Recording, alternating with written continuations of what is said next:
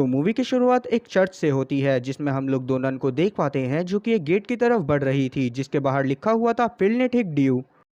जिस चीज का मतलब होता है कि ईश्वर का साथ यहीं तक था। अब आगे हम लोग देख पाते हैं कि ये दोनों काफी ज्यादा डरी हुई थी और इनमें से ही एक नन यहाँ पर एक गेट को खोलती है और उसके अंदर जाती है। घर के अंदर जाते ही यहाँ पर दूसरी सिस्टर हाथ जोड़कर खड़ी हो जाती है और प्रे करने लगती है ताकि फर्स्ट नन को कुछ भी ना हो।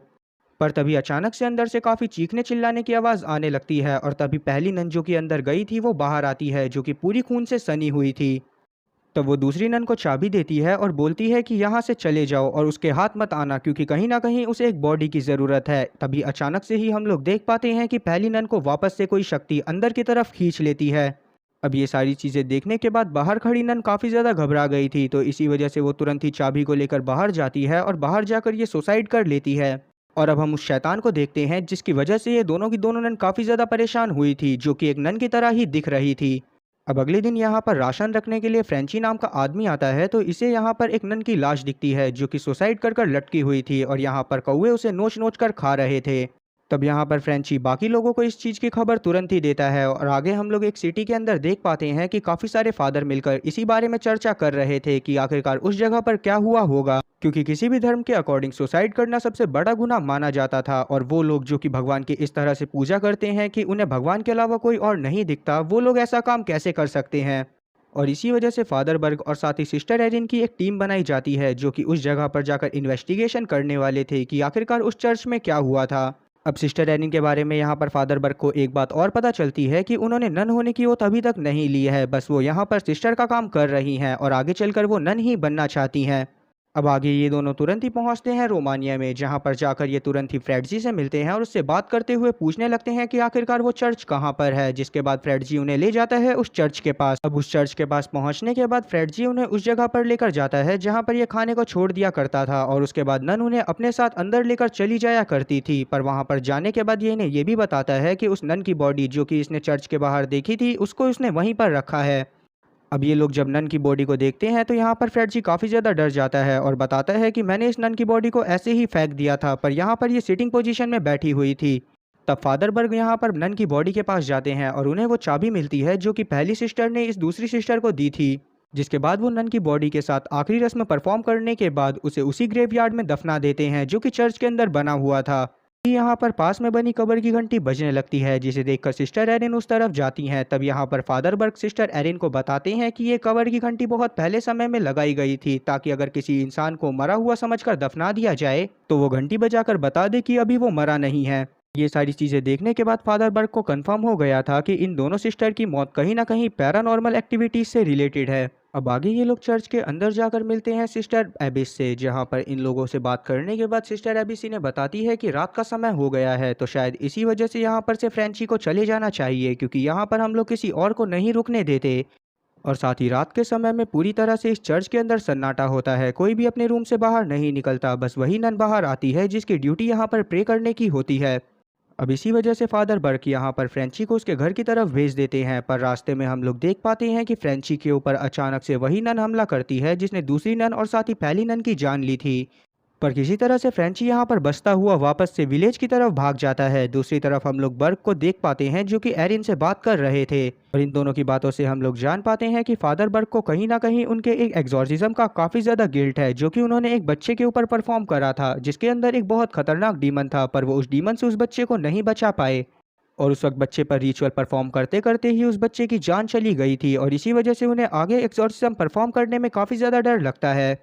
अब फादर बर्क की सारी बातें सुनने के बाद सिस्टर एरिन इन्हें बताती हैं कि बचपन में इन्हें भी काफ़ी ज़्यादा अजीब ड्रीम्स आया करते थे, पर हर ड्रीम के लास्ट में इन्हें यही लगता था कि होली मैरी इन्हें कहीं ना कहीं रास्ता दिखाएंगी। और कहीं ना कहीं इसी वजह से सिस्टर एरिन ने डिसाइड करा कि वो आगे चलकर चर्च के लिए काम करेंगी और अभी वहाँ पर वो चर्च में बच्चों को पढ़ाया करती थी, पर अभी उन्हें नन बनने की ओथ लेनी थी। अब रात के समय में हम लोग देख पाते हैं कि ये दोनों अपने अपने रूम में सो रहे हैं, तभी अचानक से फादर बर्ग को बाहर से आवाज़ आती है, तो इसी वजह से वो बाहर की तरफ जाते हैं और पहुंच जाते हैं ग्रेवयार्ड में।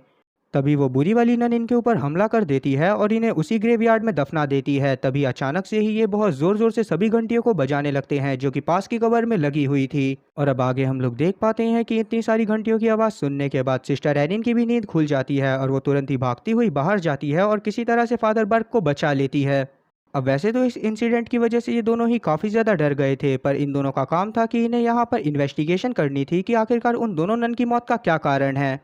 अब आगे ये लोग वापस से पहुंचते हैं सिस्टर एबी के पास, पर वहां पर एबी इन्हें कोई भी जवाब नहीं देती और इसी वजह से यहाँ पर फादर बर्ग तुरंत ही सिस्टर एरिन को वो चाबी देते हैं जो कि इन्हें नन के पास से मिली थी और बोलते हैं कि तुम्हें अंदर जाकर बाकी ननों से इस चाबी के बारे में पता करना है। अब सिस्टर एरिन अंदर पहुंचती है, पर वहां पर अंदर जाने के बाद कोई भी नन इनसे बात करने के लिए तैयार नहीं थी और इसी वजह से ये एक नन का पीछा करते हुए पहुंचती हैं प्रेयर रूम में।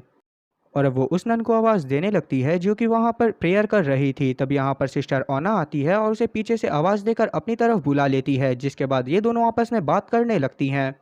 और इन दोनों की बातों से हम लोग जान पाते हैं कि यहाँ पर जितनी भी नन हैं वो अपनी अपनी शिफ्ट के अकॉर्डिंग पूरा दिन यहाँ पर प्रे करती हैं और यहाँ पर ये काफ़ी सालों से प्रे करते हुए आ रहे हैं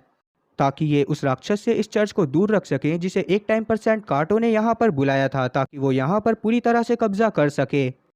लेकिन उस समय पर यहाँ पर मौजूद जितने भी ईसाई सूरवीर थे उन्होंने उस डीमन से लड़ाई करी और उसे कैद कर लिया और उन यहाँ पर डीमन को हराया था जीसस के खून की मदद से, जिसके बाद उन्होंने इस महल को अपने कब्जे में ले लिया और इसे एक चर्च बना दिया। और तब से ही सभी लोग यहाँ पर लगातार अपनी शिफ्ट में प्रार्थना करते हैं ताकि वो उस डीमन को यहाँ से दूर रख सकें। अब यहाँ पर ये दोनों उस डिमोनिक नन के बारे में बात करने लगती हैं। तब यहाँ पर सिस्टर रोना इन्हें काफ़ी सारी चीज़ बताती हैं, जैसे कि उन्होंने भी उस नन को देखा है और साथ ही यहाँ पर वो कहीं ना कहीं उस नर्क के द्वार से ही रिलेटेड है। अब ये दोनों इस बारे में और बात कर ही पाते कि इतने में ही यहाँ पर एक और नन आकर सिस्टर ओना को बताती है कि तुम्हारी प्रेयर का टाइम हो गया है। पर प्रेयर पर जाने से पहले यहाँ पर सिस्टर ओना आयरन को बोलती हैं कि आज तुम्हें यहीं रुकना होगा क्योंकि चर्च के सारे दरवाजे बंद हो चुके हैं। दूसरी तरफ हम लोग देख पाते हैं कि फादर बर्ग चर्च के बाहर बैठकर ही काफ़ी सारी किताबें पढ़ रहे थे, जिससे उन्हें भी इस चर्च की हिस्ट्री के बारे में सब कुछ पता चल जाता है और इसी वजह से वो तुरंत ही एबे में मौजूद सिस्टर के पास जाते हैं ताकि वो उससे बात कर सकें। तब वो सिस्टर इन्हें बोलती है कि अब तुम मुझसे कितनी ही बात क्यों ना कर लो, पर अंदर गई सिस्टर एरिन कभी भी वापस नहीं आएगी। ये बात सुनने के बाद फादर बर्ग काफ़ी ज़्यादा परेशान हो जाते हैं और वो इसको पकड़ने की कोशिश करने लगते हैं। तब यहाँ पर ये सिस्टर इनके ऊपर हमला करती है और यहाँ से गायब हो जाती है। आगे हम लोग देख पाते हैं कि सिस्टर एरिन अपने कमरे में सो रही हैं। तभी अचानक से इन्हें एक बहुत भयानक ड्रीम आता है जिसमें इन्हें वापस से वो डिमोनिक नन दिखती है। इसी वजह से इनकी नींद खुल जाती है। तभी अचानक से इनके रूम में काफ़ी सारी पैरानॉर्मल एक्टिविटीज़ होने लगती हैं और इन्हें वो विज़न दिखता है कि कैसे सिस्टर विक्टोरिया ने सुसाइड करी थी और इसी वजह से ये उठकर बाहर चली जाती हैं, जिसके बाद बाहर जाने पर हम लोग देख पाते हैं कि वो डिमोनिक नन इनका पीछा कर रही है। तब यहाँ पर सिस्टर एरिन भागने की कोशिश करने लगती हैं क्योंकि उन्हें समझ में आ गया था कि ये डेमोनिक नन इन्हें नहीं छोड़ने वाली। तभी यहाँ पर सिस्टर ओहाना पहुँच जाती है जो कि यहाँ पर सिस्टर एरिन की मदद करने की कोशिश करने लगती है। तब सिस्टर ओहाना इनके मुंह पर हाथ रखती हुई बोलती हैं कि डीमन यहाँ पर बहुत ज़्यादा शक्तिशाली हो गया है, तो इसी वजह से हमें कोई और नहीं बल्कि भगवान बचा सकता है, तो इसी वजह से हमें प्रेयर करनी चाहिए। तब ये दोनों तुरंत ही यहाँ पर से निकल चलते हैं प्रेयर रूम की तरफ, जहाँ पर हम लोग देख पाते हैं कि सिस्टर एरिन अकेली पहुंची है। तब यहाँ पर सिस्टर एरिन देखती है कि वहाँ पर एक नन प्रेयर कर रही है और पास में ही एक डेड बॉडी पड़ी हुई है। तब सिस्टर एरिन उस डेड बॉडी के पास जाती हैं और उसके ऊपर रखा कपड़ा हटाती हैं। तब वो देखती हैं कि वो बॉडी किसी और की नहीं बल्कि सिस्टर ओना की है और ये चीज़ देखने के बाद ये काफ़ी ज़्यादा घबरा गई थी।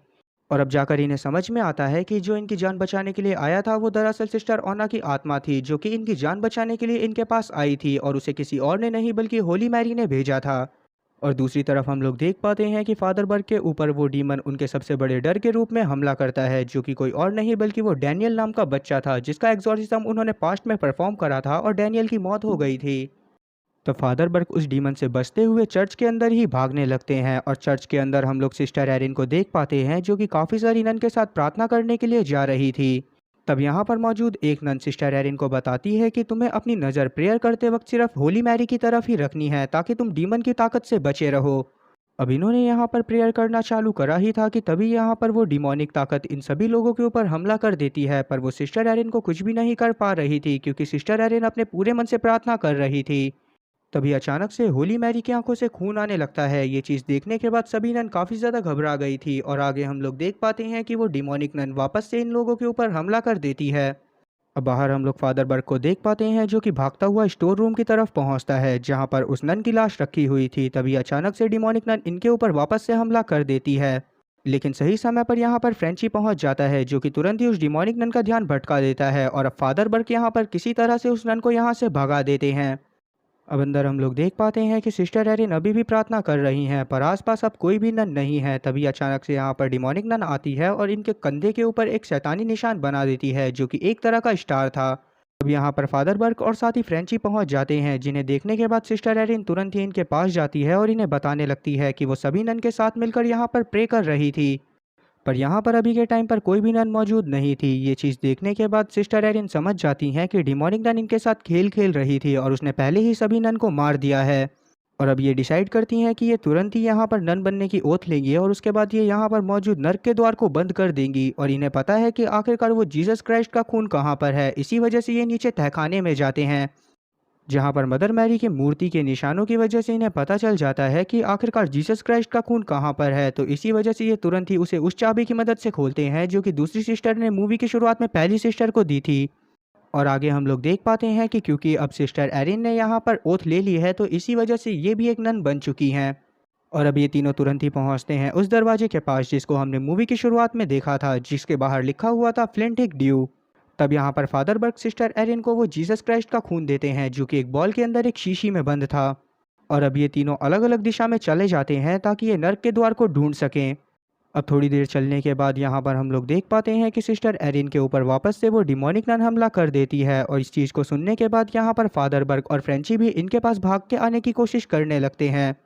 साथ ही सिस्टर एरिन भी यहाँ से भागने की कोशिश करती हैं और भागते हुए पहुँच जाती हैं एक ऐसे रूम में जहाँ पर वही निशान बना हुआ था जो कि डिमोनिक नन ने इनके कंधे के ऊपर बनाया था। अब ये उस निशान के पास जाने की कोशिश कर ही रही थी कि तभी अचानक से इनके ऊपर काफ़ी सारी नन हमला कर देती है, जिनका पूरा का पूरा फेस ढका हुआ था और वो सारी की सारी पोजेस्ड थी उस डिमोनिक नन के द्वारा। अब थोड़ी देर में सिस्टर एरिन की चीखों की आवाज़ सुनकर फ्रेंची जब यहाँ पर पहुंचता है, तब तक काफ़ी ज़्यादा देर हो चुकी होती है, क्योंकि वो डीमन नन पहले ही सिस्टर एरिन को पोजेस कर चुकी थी और उसे वो उसी स्टार के बीच में लटका कर रखे हुए थी जिसको उसने रूम के बीच में बनाया हुआ था। ये चीज़ देखते हुए तुरंत ही फ्रेंची यहाँ पर सिस्टर एरिन के पास जाता है और उन्हें जगाने की कोशिश करने लगता है। यहाँ पर सिस्टर एरिन उल्टा फ्रेंची के ऊपर ही हमला कर देती हैं और वो इसे जान से मारने ही वाली थी कि तभी यहाँ पर फ्रेंची अपना थोड़ा सा दिमाग लगाता है और सिस्टर एरिन के गले में लटके जीसस क्राइस्ट के खून को उसके फेस पर लगा देता है। यहाँ पर सिस्टर एरिन अपने होश में वापस से आ जाती हैं और आगे हम लोग देख पाते हैं कि वो डिमोनिक नन की आत्मा इनके अंदर से बाहर निकलकर वापस से इन दोनों के ऊपर हमला कर देती है। अब उस नन ने अब यहाँ पर फ्रेंची को पकड़ रखा था। तब यहाँ पर सिस्टर एरिन उसे बचाने की कोशिश करती है, लेकिन वो डिमोनिक नन यहाँ पर अपनी पावर की मदद से सिस्टर एरिन को दूसरे कमरे में फेंक देती है, जिसमें काफ़ी सारा पानी भरा हुआ था। तब ये चीज़ देखती हुई सिस्टर एरिन तुरंत ही यहाँ पर अपने गले से उस लॉकेट को निकालती हैं और यहाँ पर जीसस क्राइस्ट का खून निकालने लगती हैं। ये चीज़ देखते हुए तुरंत ही डिमोनिक नन इनके पास आती है और इन्हें यहाँ पर डुबोकर मारने की कोशिश करने लगती है। अब सिस्टर एरिन पानी में डूब रही थी, तभी इन्हें एक आइडिया आता है और वो जीसस क्राइस्ट के पूरे ब्लड को अपने मुंह में भर लेती हैं, जिसके बाद जैसे ही ये बाहर आती हैं वैसे ही ये सारे के सारे ब्लड को उस डीमन नन के ऊपर थूक देती हैं। और सच में लिटरली गाइज ये इस मूवी का सबसे बेस्ट सीन था, जिसमें हम लोग देख पाते हैं कि ये डिमोनिक नन बहुत ज़ोर ज़ोर से चिल्लाती है, जिस वजह से लोगों में डर भी उत्पन्न होता है। पर आगे हम लोग देख पाते हैं कि ये नन तुरंत ही उस पानी के साथ उस नर्क के द्वार में चली जाती है। इसके बाद यहाँ पर सिस्टर एरिन, फादर और साथ ही फ्रेंचीज चैन की सांस लेते हैं और यहाँ से बाहर आ जाते हैं। अगले दिन हम लोग देख पाते हैं कि ये लोग एक और प्रे करते हैं और उसके बाद यहाँ से चले जाते हैं। पर यहाँ से जाने के दौरान हम लोग देख पाते हैं कि फ्रेंची की गर्दन में खुजली हो रही है और जब वो वहाँ से हाथ हटाता है तो हम लोग देख पाते हैं कि उसकी गर्दन पर एक उल्टे क्रॉस का निशान बना हुआ है। तो इसी के साथ ये मूवी यहीं पर ख़त्म होती है। तो उम्मीद है कि एक्सप्लेनेशन अच्छी लगी होगी। अगर एक्सप्लेनेशन अच्छी लगी हो तो चैनल को सब्सक्राइब करना और बेल नोटिफिकेशन को ऑल पर सेलेक्ट करना और वीडियो को भी लाइक करना। मैं ऐसी ही और मज़ेदार एक्सप्लेनेशन वीडियोज़ लाता रहूँगा।